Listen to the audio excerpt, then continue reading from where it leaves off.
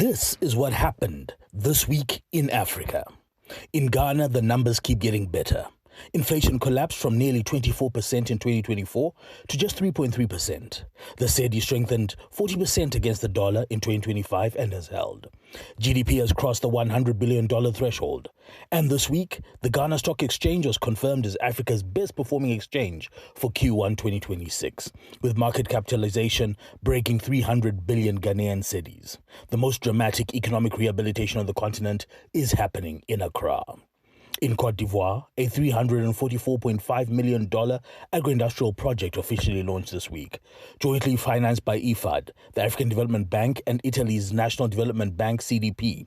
The investment targets the Zanzan region in the northeast, anchoring a 25-hectare aggregation and services center in Buna with processing units, cold storage, logistics, and market access infrastructure for rural projects. Côte d'Ivoire is building the value chains to match its 6.3% GDP growth.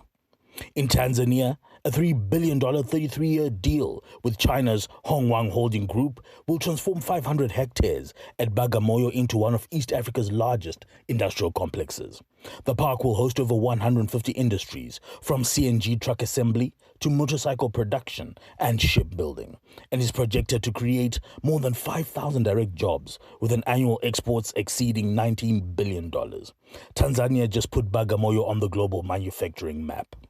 In Zimbabwe, a $2 billion agreement signed this week will build a new railway corridor linking Zimbabwe and Zambia, cutting the distance from Zambia's interior to Mozambique's port of Beira by up to 800 kilometers. The project slashes freight costs, accelerates Southern Africa's economic integration, and positions Zimbabwe at the center of the region's next great trade corridor.